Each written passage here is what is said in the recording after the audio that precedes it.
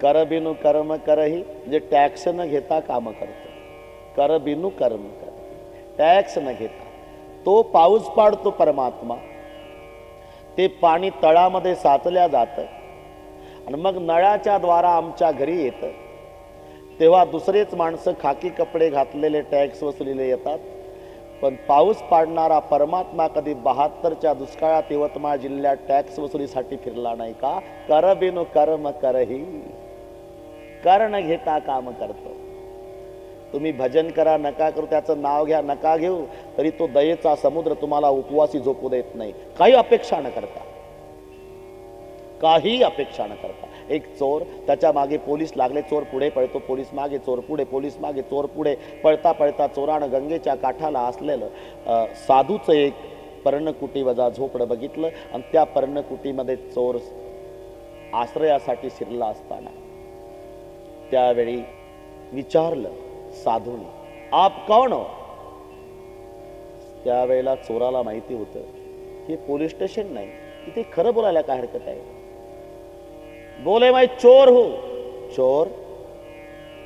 निकल जाओ यहां से. आप चोर हो ना, निकल जाओ यहां से. हकलून दिलं. ते पुन्हा आत आलं झोपडी. आजची रात्र राहू द्या महाराज, निकल जाओ यहां से. पोलीस मागावर आहेत, महाराज मला सापडलो जर तर खडी फोडायला जावं लागेल, मुली लग्नाच्या आहे, आता पुन्हा चोऱ्या करणार नाही, पण आजची रात्र. निकल जाओ यहां से. साधूनं बाहेर ढकललं. चोरटा आत शिरलं, त्यांनी बाहेर ढकललं, ते पुन्हा हात शिरलं. निकल जाओ यहां से, आजची रात्र राहू द्या महाराज. निकल जाओ यहां से, आपको अगर रखा तो पुलिस हमें भी पकड़ेगी, निकलो यहां से. जेव्हा झोपडीच्या बाहेर ढकललं साधूनं, तेव्हा आकाशवाणी झाली, ए साधू मत निकालो, रखो उसको. चोराला वाटलं मी बोलत नाही, साधूही बोलत नाही, तिसरं कोणी नाही, बोलतंय कोण? जिकडनं आवाज आला आकाशाकडे बघितलं आणि विचारलं, कौन है जो आप दिखाई नहीं दे लेकिन बात कर रहे? मैं भगवान हूं. बोले भगवान मैं इसे नहीं रख सकता, ये चोर है. भगवान कहे साधु अरे ये चोर है, ये पता तो आपको अभी लगा है, वो भी उन्होंने बताया करके. अरे मुझे तो जब पैदा हुआ था तब से पता लगा था ये कौन है, तो भी मैंने उसको आज तक भूखा नहीं रखा. आप एक रात झोपड़ी में नहीं रख सकते? दयेचा समुद्र भगवान. भगवान म्हणतात साधू अरे त्यांनी स्वतःहून सांगितलं मी चोर आहे म्हणून तुला कळलं, एक रात्रभर झोपडीत राहू देत नाही. अरे मला ज्या दिवशी याचा जन्म झाला होता त्या दिवशीच कळलं होतं पुढे काय बिलिंदर होणार आहे, तरी मी याला एकही दिवस उपवासी राहू दिलं. कर बिनु कर्म कर, काही अपेक्षा न करता काम करतोय परमात्मा. कर बिनु कर्म करहि विधि नाना, आन रहित सकल रस भोगी, बिनु बाणी बकता बड जोगी, तन बिनु परस नयन बिनु देखा. असं निर्गुण तत्वाचं वर्णन करीत असताना पार्वती आई मध्येच बोलल्या, मग प्रभु अगर राम ब्रह्म है, निर्गुण निराकार तत्व है, तो सभी जगह है, सभी जगह. पार्वती माता भगवान शिवजीला विचारते आहे, मग सगळीकडे तर भरून उरलेला आहे, तर त्याला पुन्हा माणसाचं शरीर धारण करण्याची गरज काय का? हे सगळीकडे व्यापून राम ब्रह्म चिन्मय अविनाशी, राम ब्रह्म चिन्मय अविनाशी, राम ब्रह्म चिन्मय अविनाशी, राम ब्रह्म चिन्मय अविनाशी. सर्वरहित सब उर पुरबासे, सर्वरहित सब उर पुरबासे, सर्वरहित सब उर पुरबासी, सर्वरहित सब उर पुरबासी. नाथ धरे हूँ नरतन के हेतु, नाथ धरे हूँ नरतन के हेतु, मोहि समझाई कहूँ वृष के तू, मोहि समझाई कहूँ वृष के तू.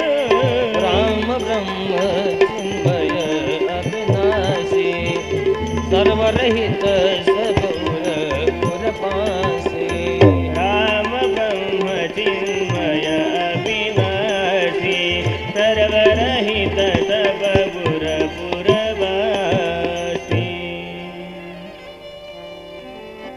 राम ब्रह्म चिन्मय अविनाशी सर्वरहित सर्वूर प्रवासी नाथ धरेव नर्तन के हे तू मोई समजावे कहू वृषके तू. राम जर ब्रह्म आहे मग ते सगळी जागी भरून उरलेलं आहे. त्याला पुन्हा माणसाचं शरीर धारण करण्याची गरज काय. पार्वती माँ ने सवाल किया है कि निराकार को नराकार क्यों होना पड़ता है. नात धरेऊ नर तन के हेतु. पार्वते, अनेक लक्षात घ्या, प्रश्न करण्यामध्ये पार्वती माता अतिशय विद्वान आहे. अतिशय. एकदा पार्वती आईकडे लक्ष्मी माता आल्या. लक्ष्मी सागराची कन्या, श्रीमंताची मुलगी, जिचा बाप रत्नाकर आहे, विष्णू परमात्म्याची पत्नी. आणि श्रीमंतीच्या थाटात लक्ष्मी माता पार्वती आईला उपेक्षात्मक बुद्धीने विचारू लागली. पार्वती, काय लक्ष्मी, तू भिकारी कुठे गेला. तुमचे मिस्टर महादेवजी कुठे गेले असं आदरार्थीने विचारता. तो भिकारी कुठे गेला. त्या पार्वती होत्या, लक्ष्मी तुला दिसत नाही ना. त्या अर्थी मला असं वाटतं तो बळीच्या दारात भीक मागायला गेला असावा. मग लक्ष्मीच्या लक्षात आले की हे प्रकरण आपल्याच बुवाकडे फिरले. का. भला हुआ सती न गई बिरोचन के साथ, ऐसा पुत्र पैदा हुआ प्रभु पसारे.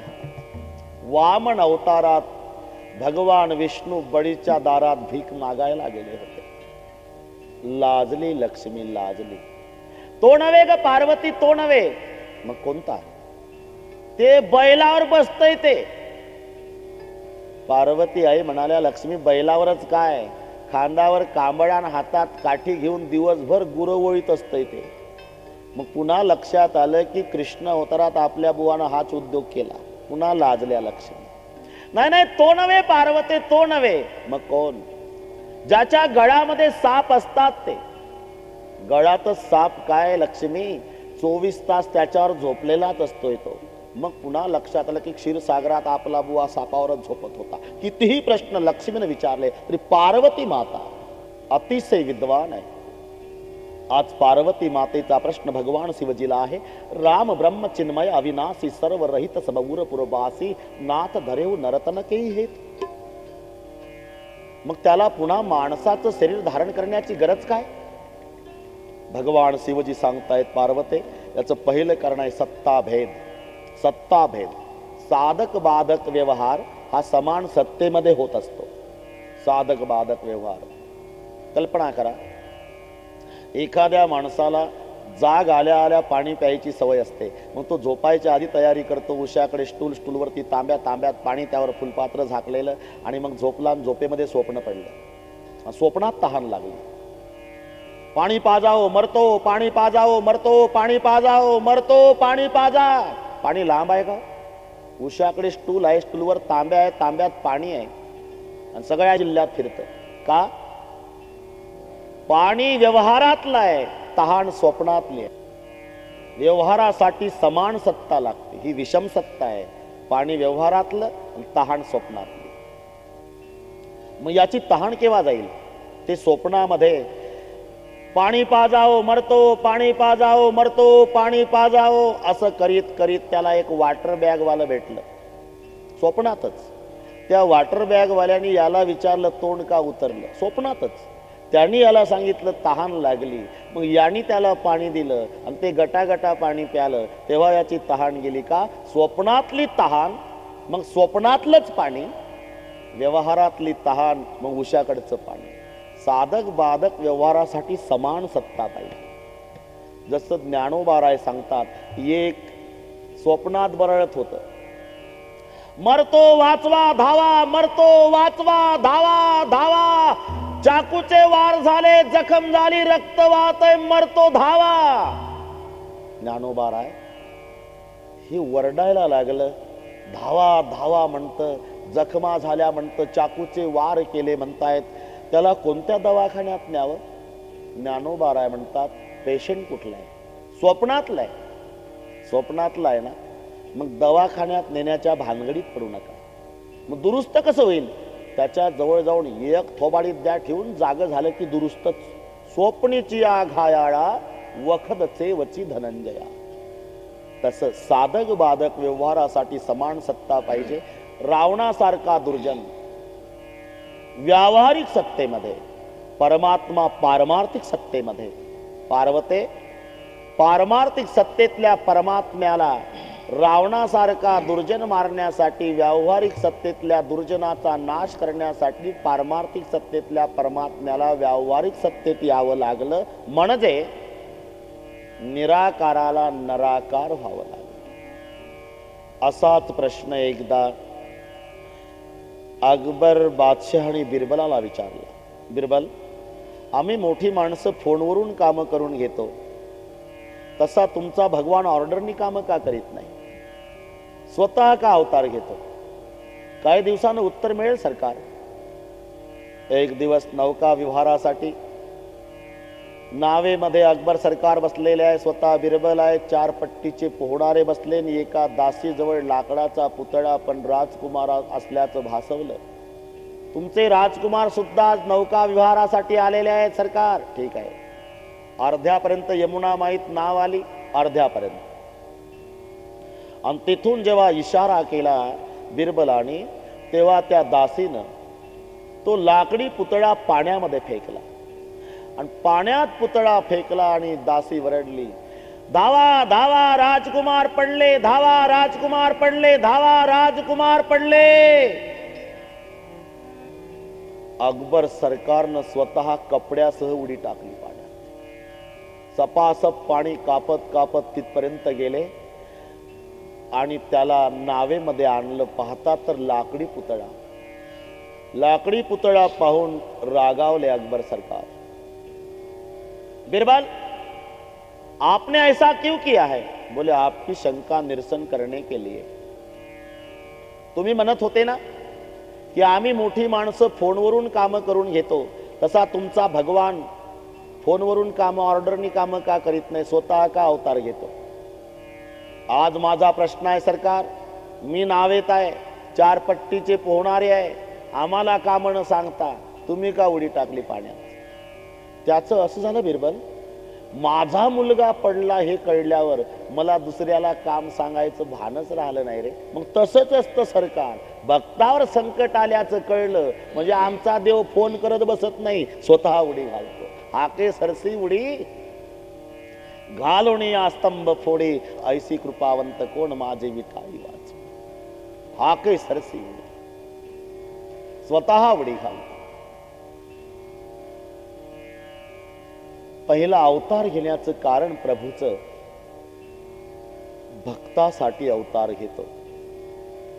आणि म्हणून गीतेच्या श्लोकामध्ये पहिला शब्द आहे परित्राणाय साधूना. 2 क्रमांकावर आहे विनाशाय च दुष्कृताम आणि 3 क्रमांकावर आहे धर्म संस्थापनार्थाय. पण पहिला साधूनाम परित्राणाय, साधूच्या रक्षणासाठी, दुर्जनाच्या नायनाटासाठी, धर्माच्या संस्थापनेसाठी. 3 ठिकाणी चतुर्थी लागलेली आहे. ही गणेश चतुर्थी नाही, व्याकरणातली चतुर्थी. परित्राणाय दुष्कृतां विनाशाय धर्म संस्थापनार्थाय. विनाशाय च दुष्कृतां 2 क्रमांक. पण परित्राणाय साधूनाम 1 क्रमांक. धर्म संस्थापनार्थाय. जसं बालमित्र परदेशात शिकायला गेला, तिकडेच पदवीधर झाला, तिकडेच नोकरी, तिकडेच लग्न केलं. गडगंज श्रीमंती, 100 एकर जमीन, वाडा, 2च मायबाप घरी आहे, कोणी नाही. शेवटी आई आजारी पडली. गावकऱ्यांनी त्याला फोन तार सगळे केलं पण आला नाही. माय मेली तरी आला नाही. त्यानं तिकडनं कळवलं की मी बिझी आहे, 10व्याचा 13वीचा काय खर्च असेल तो सगळे पैसे पाठवतो पण येऊ शकत नाही. 6 महिन्यानं बाप मेला तरी 13वीचे पैसे पाठवले पण मुलगा नाही आला.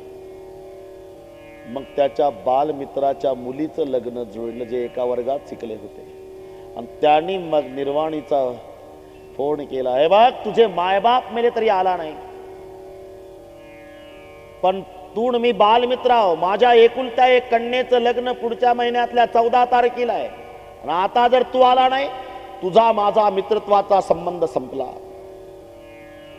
हे शब्द ऐकले आणि मित्राच्या मुलीच्या लग्नासाठी परदेशातला मित्र आला, जो मायबापाच्या मरणासाठी सुद्धा आला नव्हता. आल्यावर लोक बोलू लागले, का रे, अरे मायबाप मेले तरी आला नाही रे,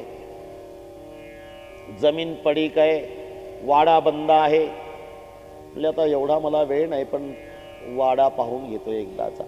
वाड्यापर्यंत आला, दारामध्ये आला, सगळे गाजर गवत वाढलेलं होतं, येड्या बाबळी वाढलेल्या होत्या, 5 वर्षापासून कुलूप होतं वाड्याला. पण त्याला त्याच्या स्मृती जागृत झाल्या. इथे माझे वडील मला खेळवत असत, इथं माझी आई मला खेळवायची, इथं माझे बाल मित्र आणि मी खेळ खेळायचो. हे सगळे आठवलं आणि मग डोळे डबडबले, मायबापाची आठवण झाली. लोक बोलू लागले, क्षमा मागितली, चुकलं माझं.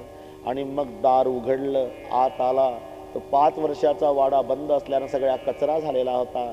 श्रीमंत असल्यामुळे त्यानं 100 लेबल लावले एका दिवशी कामाला, आणि संध्याकाळच्या 5 वाजेपर्यंत सगळ्या वाड्यातला कचरा स्वच्छ केला, वाडा बाहेर काढला कचरा. दृष्टांत संपला माझा.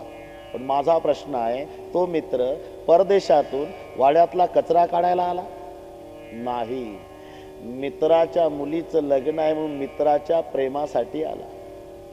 मित्राच्या प्रेमासाठी आला ना, मग आलाच आहे तर कचराही काढून गेला. तसा भगवंत भक्तासाठी येतो, मग आलाच आहे तर दुर्जन मारून जातो. हे 2 क्रमांकावर आहे. पहिलं तर आहे भक्तावरचं प्रेम.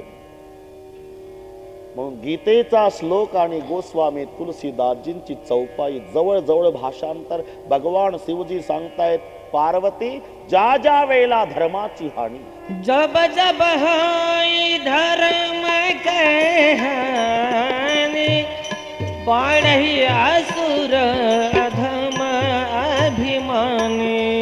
राम सिया राम सिया राम, जय जय राम. करही अनीति जाय नहीं बरनी, सिदही विप्रधेनु सुरधरणी. राम सिया राम सिया राम, जय जय राम.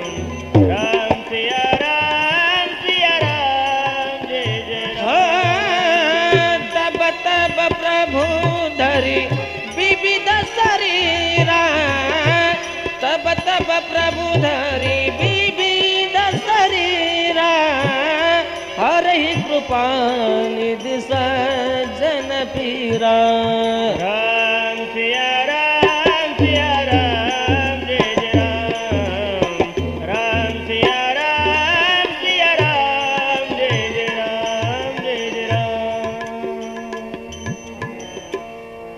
तदपि संत मुनि वेद पुराणा, जस कछु कहे स्वमति अनुमाना, तसमय सुमुखी सुनावई तोई, समुझि परई जस कारण मोही, जब जब होई धर्म की हानि, बाढ़ई असुर अधम अभिमानी, करई अनीति जाय नहीं बरनी, सीधहि विप्रधेनु सुरधरणी, तब तब प्रभु धरि विविध शरीरा, हरे कृपाणि सज्जन पीरा. अगदी भाषांतर.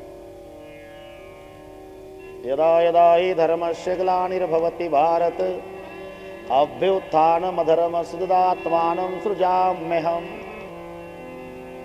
हे भारत, यदा यदा हि धर्मस्य ग्लानिः भवति तदा तदा अहम् आत्मानं सृजामि. किं कारणं? साधूनां परित्राणाय दुष्कृतां विनाशाय धर्म संस्थापनार्थाय अहं युगे युगे संभवामि. यदा यदा हि धर्मस्य ग्लानिः भवति, जब जब होई धर्म की हानि, तदा तदा अहम आत्मानं सृजामि, तब तब प्रभु धरि विविध शरीरा, हरे कृपानिधी सज्जन पीरा. ज्या ज्या वेळेला धर्माची हानी होते पार्वते, अधर्माची वाढ होते, त्या त्या वेळेला माझा परमात्मा अवतीर्ण होतो. धर्म हा सावयव पदार्थ नाही, तो धर्मीच्या आश्रयानं आहे. मग धर्मीला उपद्रव करणारे अधर्मी मारणं याचं नाव धर्म आहे. मग कधी कधी माझा परमात्मा पार्वते नरसिंह होतो, कधी कधी वराह होतो, कधी कधी वामन होतो, कधी कधी परशुराम होतो. पार्वती आई मध्येच बोलल्या, हे पहा, नरसिंह होतो, वामन होतो, परशुराम होतो, वराह होतो, असा पालाळा लावू नका. मुद्द्याचं बोला, मुद्द्याचं. राम कशासाठी होतो? राम होण्याची 5 कारण आहे पार्वती. 5. हा पहिलं कारण आहे, द्वारपाल हरि के प्रिय दो, जय अरु विजय जान सब को. द्वारपाल जय आणि विजय. राम कशासाठी अवतार घेतो याची 5 कारण सांगताना भगवान शिवजी पार्वती आईला सांगतायत, पार्वते पहिलं कारण आहे द्वारपाल, जय आणि विजय. सनत कुमार जेव्हा प्रभूच्या दर्शनाला जाऊ लागले तेव्हा द्वारपाल जय विजय यांनी दारामध्ये प्रतिबंध केला. मत जाओ, हम द्वारपाल है, हमारी इजाजत लिए बिगर आप अंदर नहीं जा सकते. बोले आप द्वारपाल होगे लेकिन हम भगवान के भक्त हैं, भक्त को भगवान का दर्शन करने के लिए इजाजत मांगने की जरूरत नहीं रहती. हम द्वारपाल है, नहीं जाने देंगे. हम भगवान के भक्त है, जाएंगे. नहीं जाने देंगे, जाएंगे. नहीं जाने देंगे, हम जाएंगे. नहीं जाने देंगे, जाएंगे. आज जाऊ लागले सनत कुमार, अडवू लागले द्वारपाल. शेवटी राग आला सनत कुमारांना. अरे, प्रभूच्या दर्शनाला जाताना अडवता, आमचा शाप आहे तुम्हाला, राक्षस व्हाल. हा सनत कुमाराच्या द्वारा जय विजयाला मिळालेला शाप ऐकून परमात्मा बाहेर येतात आणि परमात्म्याने सांगितलं, अरे काय केलं तुम्ही महात्म्यांनो? का शाप दिला या जय विजयांना? त्यांनी तुमच्या दर्शनासाठी आम्हाला प्रतिबंध केलाय प्रभू. मग त्यांची ती ड्युटी होती, त्यांचं कर्तव्य ते चोख बजावत होते, तरी तुम्ही शाप दिला. ठीक आहे, हे राक्षस होतील पण त्रास साधू संताला देतील. आता माझ्या वतीनं तुम्ही एक काम करा, काय? यांना उशाप द्या. आणि मग सनत कुमाराने उशाप दिला. जा, आमचा उशाप आहे, भजन केलं तर 7 जन्मात मुक्ती आणि विरोध केला 3 जन्मात मुक्ती. प्रभूने विचारलं, का रे जय विजय, तुम्हाला काय मंजूर आहे? जय विजयानं विचार केला की 7 जन्म हरिपाठ काकडा करत बसल्यापेक्षा 3 जन्म भांडणं केलेली काय वाईट. म्हणले, आम्हाला 3 जन्म विरोधी भक्ती मंजूर आहे प्रभू. तथास्तु. पार्वते, तेच 3 जन्म जय विजयांना राक्षस व्हावं लागलं. पहिल्या जन्मात कनक कशिपु और हटक लोचन. कनक कशिपु का अर्थ होता है हिरण्यकश्यपु. कनक यानी हिरण्य, सोनं. और हाटक लोचन, हाटक शब्दाचा अर्थ आहे हिरण्य, लोचन म्हणजे डोळा. शब्द वेगळे आहे पण सर्वांच्या परिचयाचे नाव सांगतो. हिरण्यकश्यपु आणि हिरण्याक्ष. कनक कशिपु और हाटक लोचन, जग विदित सुरपति मदमोचन. पहिला जन्म हिरण्यकश्यपु हिरण्याक्ष, दुसरा जन्म रावण कुंभकर्ण आणि तिसरा जन्म वक्रदंत शिशुपाल. आणि यातली मधली जी जोडी आहे रावण कुंभकर्ण, ती जोडी मारण्यासाठी रामचंद्राचा अवतार आहे. एक कारण इथे तुलसीदासजी शब्द वापरतात, मुकुट न भय हते भगवाना, 3 जन्म द्विज बचन प्रमाणा. पहिल्याच जन्मामध्ये हिरण्यकश्यपू हिरण्याक्ष राक्षस झाले, प्रभूच्या हातून मरण आलं. मग असा नियम आहे, श्रीकृष्ण जाते कोपोणी मारी, तो होय परब्रह्म साक्षात्कारी. प्रभूच्या हातून मरण आल्यावर मुक्ती प्राप्त होते असं जर सांगितलं जातं, मग पहिल्या जन्मात प्रभूच्या हातून हिरण्यकश्यपू हिरण्याक्षाला मरण आलं, मग पहिल्या जन्मात मुक्त का झाले नाही? मुक्त न भय हते भगवाना. याचं उत्तर आहे 3 जन्म द्विज बचन प्रमाणा.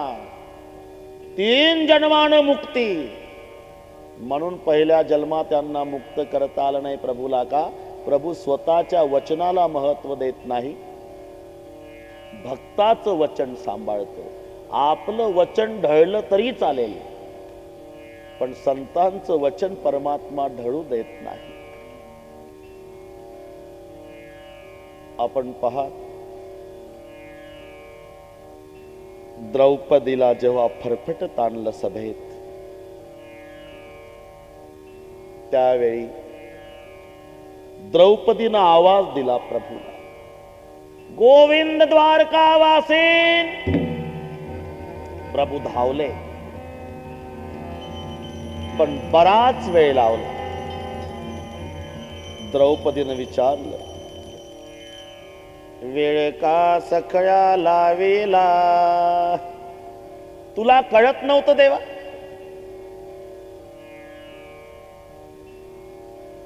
मला फरफटत आणणार आहे वडत, इतका वेळ का लावला? द्रौपदे, तुझा फोनच चुकला. म्हणजे मी तिथेच होतो, पण तू गोविंद हृदय वासीन म्हणायला पाहिजे. मग गोविंद द्वारका वासीन म्हटल्यामुळे वेळ झाली. का? मी माझ्या वचनाला महत्व देत नाही द्रौपदे. संतांचा काना मात्रा वेलांटी उकार रस्व दीर्घ वाया जाऊ देत नाही. द्वारका वासीन म्हटल्यामुळे द्वारकेला जाऊन यावं लागलं. माझं वचन ढळलं तरी चालेल, पण संतांचं वचन.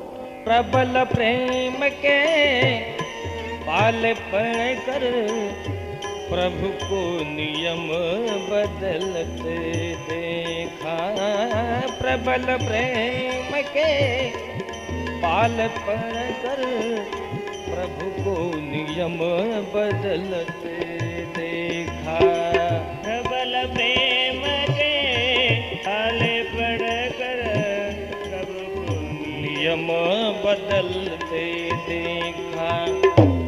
अपना मन टले टल जाए, अपना मन टले टल जाए, अपना मन टल टल जाए, अपना मन टले टल जाए. और भक्त का मन न चलते देखा. प्रबल प्रेम के पाल पड़कर, प्रबल प्रेम के पाल पड़कर, प्रभु को यम बदलते देखा. प्रबल प्रेम के पाल पड़कर, प्रभु को नियम बदलते देखा.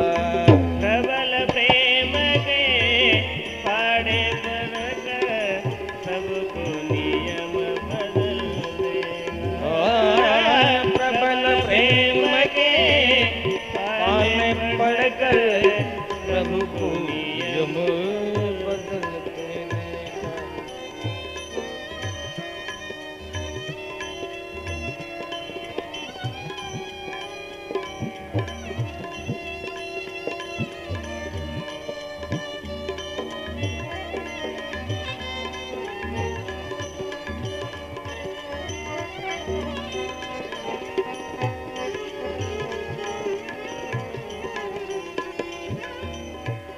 बदलते देखा. प्रबल प्रेम के पाड़े इसका कारण है 3 जन्म द्विज बचन प्रमाण.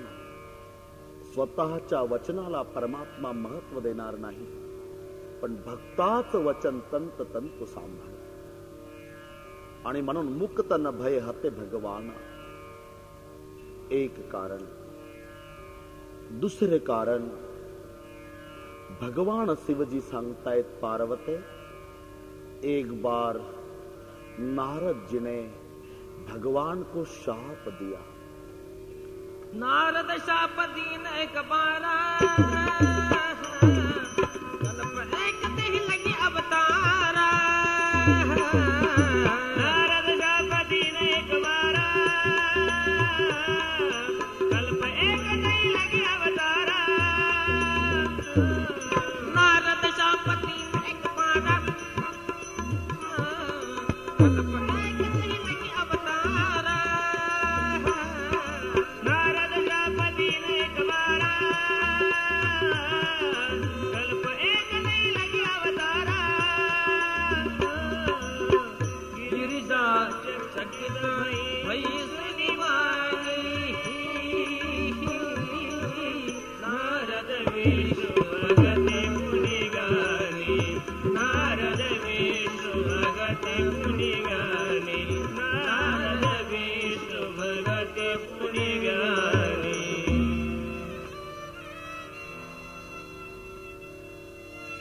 नारद शाप दिन एक बारा. त्याच्या आधी एक कारण आलेलं आहे. जालंधर दैत्य आणि रुंदा.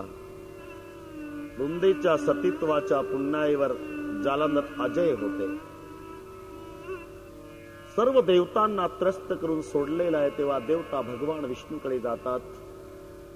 भगवान विष्णूने उपाय सांगितला, रुंदेच्या सतीत्वाला पाद आणला तर जालंधर मरू शकेल. मी रुंदेच्या सतीत्वाला पाद आणण्याचं कार्य करतो, युद्ध तुम्ही चालू ठेवा. इकडे जालंधराच्या रूपात भगवान विष्णू रुंदेच्या महाली येतात. रुंदेकडून सेवा करून घेतली. त्यात जालंधर मारल्या गेले. सेनापती पळत येत आहेत. महाराणी जी गाज भुआ, जालंधर मारे गए. जालंधर मारे गए तो ये कौन है? मैं विष्णु हूं रुंदा. आप मेरे पति के गैर हाजिरी में आकर मुझसे सेवा कर ली है मालिक. मेरा शाप है, अगले जन्म में मेरा पति तुम्हारे गैर हाजिरी में आएगा और तुम्हारी पत्नी चुरा कर ले जाएगा. ये दूसरे कारण. तीसरे कारण, नारद शाप दिन एक बारा, कल्प एक तही लगे अवतारा. गिरिजा चकित भई सुनी बाणी, नारद विष्णू भगत पुण्य ज्ञानी. नारदाने दिलेला शाप हे ऐकलं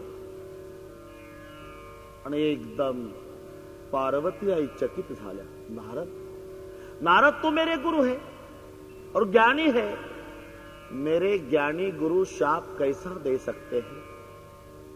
भगवान शिवजी हंसने लगे. अरे कौन ज्ञानी और कौन मूर्ख है देवी? दुनिया में कोई ज्ञानी नहीं, कोई मूर्ख नहीं.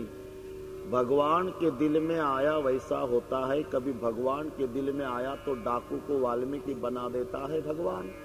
नहीं तो विश्वामित्र जैसे ज्ञानी को मेनका के पीछे लगा देता है. उसका कौन मालिक है? सब कठपुतली का खेल. सूत्रधार तो भगवान.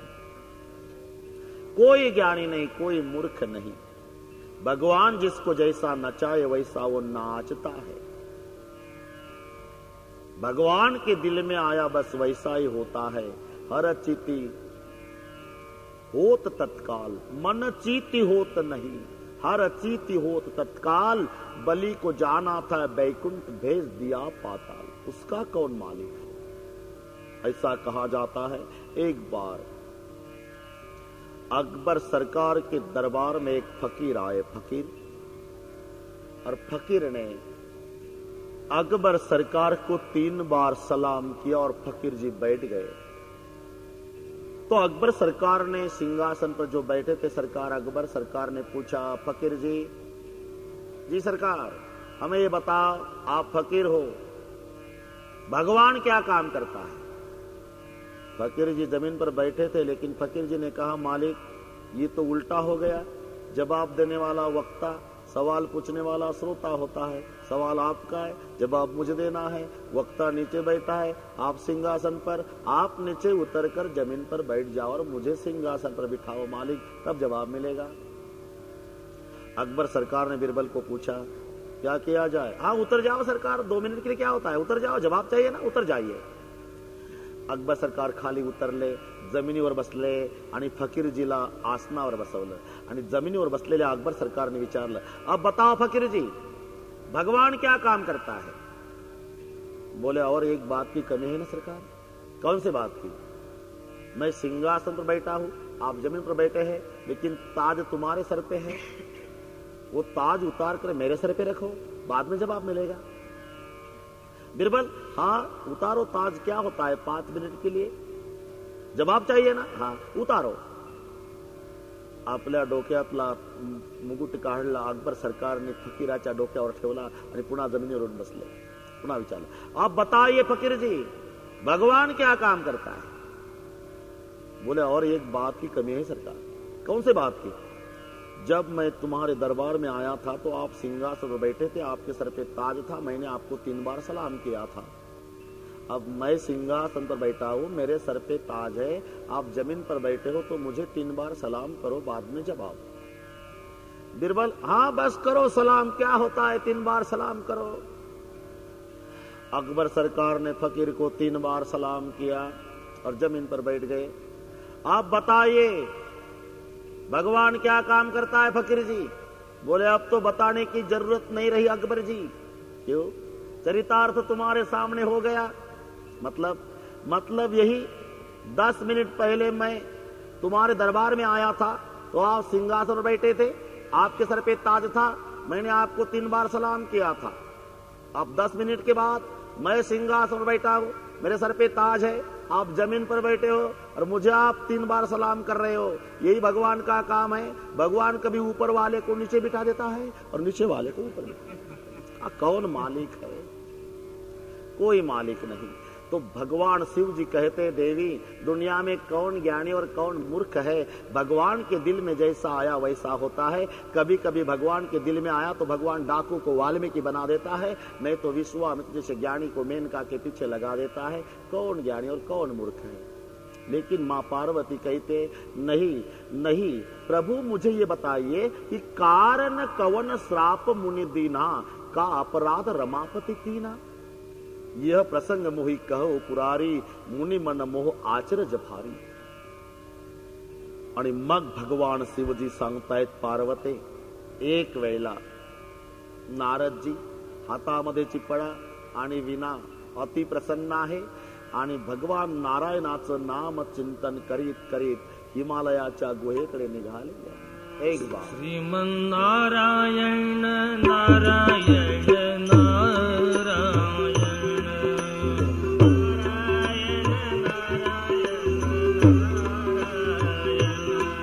श्रीमन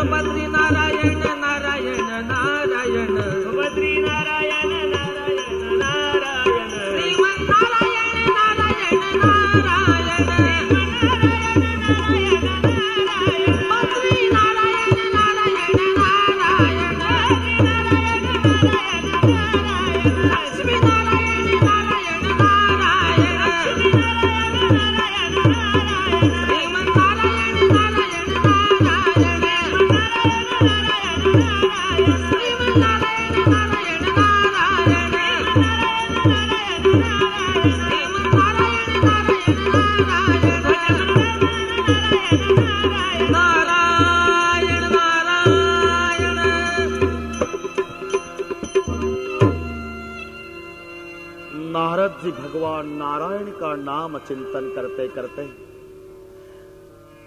वीणा बजाते बजाते और हिमालय की गुहा में जाते हैं। हिमगिरी गुहा एक अति पावनी हो, समीप सुरसरी सुहावनी, आश्रम परम पुनित सुहावा, देख देव ऋषि मन अति भावा।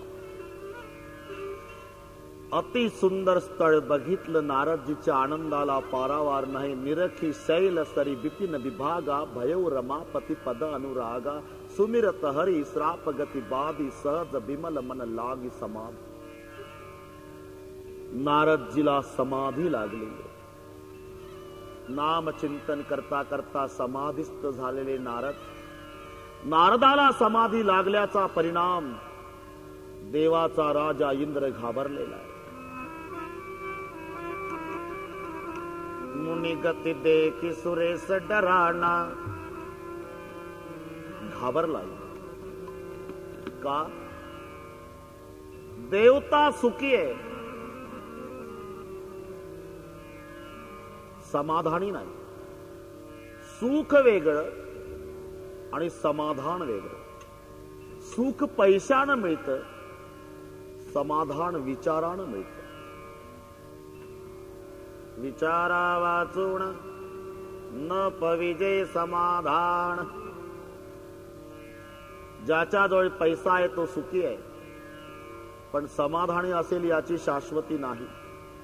पैसा असल्यावर राहायला माडी, बसायला गाडी, खायला मिष्टान्न, पण एसीच्या रूम मध्ये रात्र रात्र गोळा खाऊन झोप येत नाही.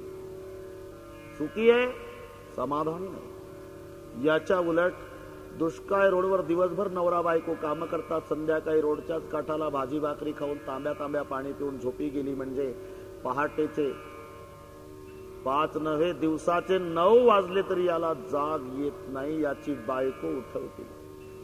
उडा पांडुरंगा आता दर्शन द्या सकळा. रोडच्या काठाला झोपलं याला 9 पर्यंत जाग येत नाही आणि एसीच्या रूम मध्ये गोळा खाऊन रात्र रात्र झोप येत नाही. समाधान वेगळं आणि सुख वेगळं. तुमची प्राप्त परिस्थिती सुद्धा तुम्हाला समाधान देऊ शकते. समाधान फक्त विचार करायचा आहे. बरीच माणसं वेगवेगळ्या कारणाने दुःखी असतात. काही 20-25 वर्षांनी भेटतात. महाराज काय झालं? लग्न होऊन 25 वर्षे झाली महाराज. मग मुलगा नाही महाराज. अरे मुलगा नाही तर एवढं वाईट वाटून गेल्याचं काय कारण आहे? मग समाधान कसं मिळेल? समाधान मिळेल मी सांगतो. ज्याला मुलगा नाही तर उदास व्हायचं नाही. मग याची टोपी त्याच्या डोक्यात, त्याची याच्या डोक्यात, दोघाची आपल्या डोक्यात, काळाचं पांढरं वाटोळ्याचं चौकोनी डोळ्यात तेल घालून संसार केला. बैलासारखा राबला बाप. ज्या मुलासाठी 3 मजली इमारत बांधून ठेवली तो मुलगा त्या बापाच्या कंबरड्यात भर चौकात जोड्या भरली लाद घालतो. त्याच्याकडे पहा, मग तुला वाटल पांडुरंगा मला झालं नाही हेच मेहरबानी. वजावा की शिका वजावा.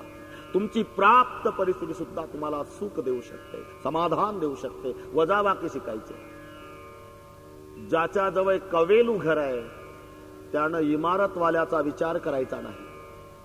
कवेलू घर ज्याच्या जवळ आहे त्यानं फुटपाथवर उघड्यावर रात्रभर गारठ्यात पडलेल्या माणसाचा विचार करायचा आणि मग समाधान मिळतं. पांडुरंगा हे पावसात गारठ्यात उकळ्यात पडले रात्रभर.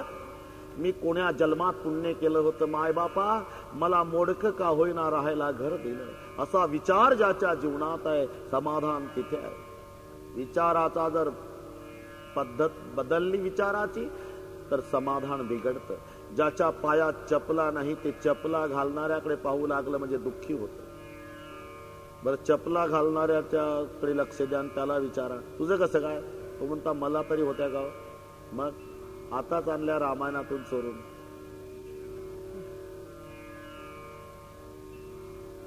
पण शेवटी चपलाच की नाही, पायी चाललो ना. हे माझ्यापेक्षा सायकलवालं सुखात गेलं ना पुढं. सायकलवाल्याला विचारा आता काय करता सायकलचं महाराज? पायडल मारून मारून घामाघूम लुणावालं सुखात. त्याला विचारा महाराज चढाला दोघालाही उतरून मागणं लुणा उचलावी लागते. बुलेट वालं, ते म्हणतं जीप वालं, तर कार वालं, विमान वालं.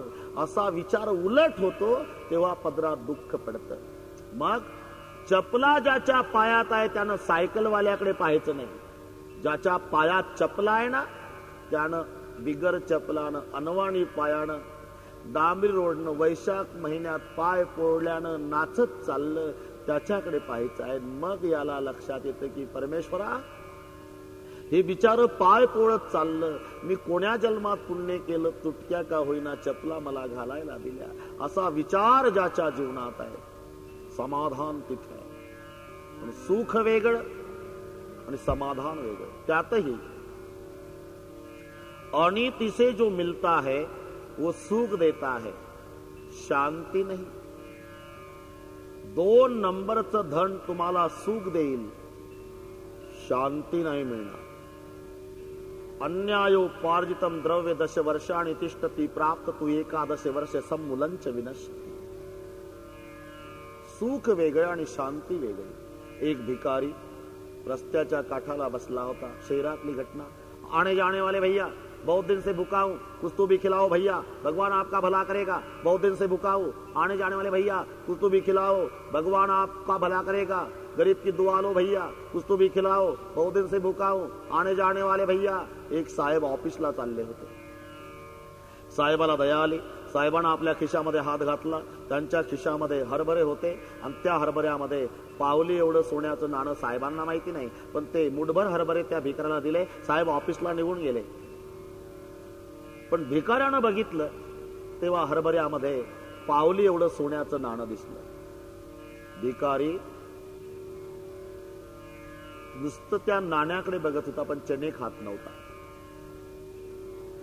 काहींना तसंच आहे, सगळे घरी असलं तरी खाता येत नसतं. ही मराठी कळते ना? सगळे असतं घरी, बाकीचे दाबून जेवून जातात. वारकरी एक एक श्रीखंड, बासुंदी, लाडू, गुलाबजाम, बटाटा वडा, 42 जिलेब्या एका वारकऱ्यानं खाल्ल्या. एक वारकरी म्हणतोय, मालक अहो तुम्ही आमच्या पंक्तीला बसा. बरं ठीक आहे बाबा, माझं आणारे म्हटल्यावर वारकरी म्हणतो याचं विशेष काय असेल. म्हणून नोकरानं जर्मनच्या ताटामध्ये ताक न भाकरी चुरून आणली. त्यात जेव्हा ते घरमालक ताकात भाकरी खाऊ लागले तेव्हा वारकरी म्हणतायत, मालक आम्ही एकाने 42 जिलेब्या खाल्ल्यावर आणि तुमचं असून तुम्ही नाही खा मालक. मालकानं सांगितलं, वारकरी दादा खरं सांगू, तुमच्या ताटात जिलेबी वाढल्यापासून माझी जीभ वळवळ वळवळ वळवळ करते, पण काय करू, डॉक्टर साहेबांना सांगितलं मरेपर्यंत जगायचं असेल तर जिलेबीच्या भानगडीत पडू नको. असून सुद्धा खाता येत नाही. म्हणून जर तुम्हाला कोणी प्रश्न विचारला, जगातला 1 नंबरचा श्रीमंत कोण, तर त्याचं उत्तर आहे आरोग्य संपन्न शरीर. ज्याची तब्येत चांगली आहे तो 1 नंबरचा धनवान. पहिला धन है निरोगी काया.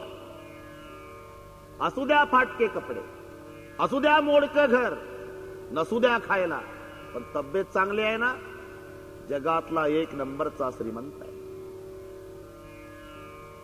देही आरोग्य नांदते, भाग्य नाही या परते. भिकारी सोन्याच्या नाण्याकडे बघत होता, पण चणे खात नव्हता. दिवसभर तसाच आहे. रात्रभर झोपण्याचा प्रयत्न केला तरी भिकाऱ्याला झोप आली नाही. का? सोनं होतं सोनं, आणि सोनं असल्यामुळे भिकारी झोपला नाही. सोनेवाले सोना नहीं आया ख्याल.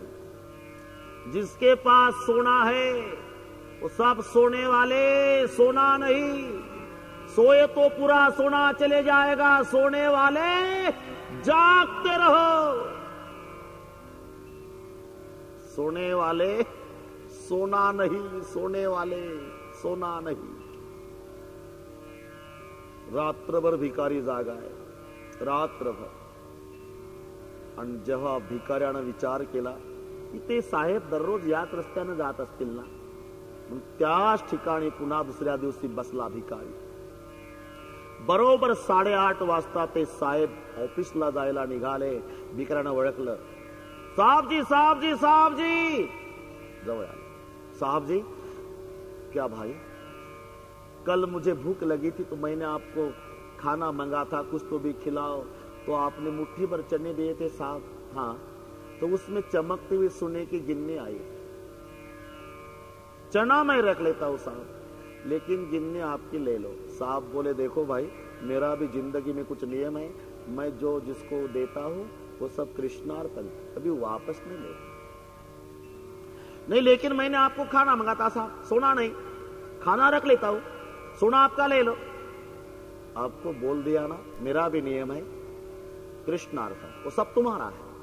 नहीं साहब, मैंने आपको खाना मंगा था, चना रख लेता हूं साहब, सोना आपका ले लो. आपको बोल दिया ना भाई, सब तुम्हारा है. नहीं साहब, ये देखो भाई, मेरा समय बर्बाद मत करो, मैं ऑफिस जा रहा हूं. मैं जिंदगी में नियम मैंने किया है, जो जिसको देता हूं कृष्णार्पण, जिसमें जो कुछ आया है वो सब तुम्हारा है, समय बर्बाद मत करो. साहब बस मेहरबानी करके बोलो मत. साहब मेरे घर में तकरार चल रही है. साहेब थांबले, जवळ आले. क्या घर में तकरार? हाँ साहब. तू तो भिकारी है ना? हाँ साहब. फुटपाथ पर सोता है ना? हाँ साहब. तो तुम्हें कुछ घर है? हाँ साहब। कौन सा घर? ये शरीर मेरा घर है साहब। शरीर तुम्हारा घर है? हाँ साहब। तो तकरार किसकी चल रही? मन और आत्मा की। रात भर तकरार। मेरी आत्मा कहती है साहब कि तूने खाना मंगा था, सुना नहीं, बेवकूफ कही के उस सांप को ढूंढो और सुना वापस करो, आत्मा कहती है। लेकिन मेरा मन कहता है मिल गया तो सुना भी रखे। ये रात भर मेरी मन आत्मा की तकरार, मैं सोया नहीं साहब। तो अनिति से जो मिलता है भाई वो सुख देता है, सुख देता है, शांती नाही। आणि म्हणून साधू संतांनी नीती सांगितलेली आहे। जोडोण्या धन उत्तम व्यवहारे, उदास विचारे वेच करी। धन जरूर मिळवा, दुसरा पुरुषार्थ आहे। धन मिळवायचा आदेश आहे संतांचा, जरूर मिळवा। धर्म अर्थ काम मोक्ष चतुर्विध पुरुषार्थेषु, या 4 पुरुषार्थामध्ये अर्थ 2 क्रमांकाचा पुरुषार्थ जरूर मिळवा। माणसाची नाव पैसा बदलवतो पैसा। पैसा तेरे 3 नाम, परशा परशु परशुराम। ज्याच्याजवळ पैसा नाही त्याला एकेरी भाषेत माणसं म्हणतात परशा, चालतो का कामाला? साधारण पैसेवाला झाला म्हणजे परशु, चालतो का यवतमाळला फिरायला? गडगंज श्रीमंत झाला परशुराम पाटील, उद्या माझ्या मुलाचं बारसं आहे, मारुती पाठवून देतो, या जेवायला। फरक लक्षात आला? परशा कामाला, परशु यवतमाळला फिरायला, आणि परशुराम पाटील मारुती पाठवतो, या जेवायला। कोणी बदलवलं हे? पैसा तेरे 3 नाम, परशा परशु परशुराम। माणसाची नाव पैसा बदलवतो। पैसा वाळानी बकरी मरे तो बधेगा में जाने, गरीब की छोकरी मरे कोई ये न जाने। श्रीमंताची शेळी जरी मेली, ही गुजराती भाषा आहे, पैसा वाळानी बकरी मरे तो बधेगा में जाने, गरीब की छोकरी मरे कोई ये न जाने। श्रीमंताची बकरी जरी मरण पावली, शेळी जरी मेली श्रीमंताची, तरी अख्खं गाव वाड्यात जमा होतं। गाव कशी काय शेळी मरण पावली, कशी काय मरण पावली हो? पहिल्या पानावर बातमी होती हो, शेळीचा तुमच्या फोटोही होता हो। शेळी मेल्याचा फोटो पेपरला का? शेळी श्रीमंताची। सगळे गाव वाड्यात चौकशीला, कशी काय बकरी मेली, कशी काय बकरी मेली। फार नुकसान झालं का हो हिंदुस्थानचं? बकरी मेली 700 रुपयाची आणि समजूत काढणाऱ्याला चहा पाणी 1400चा।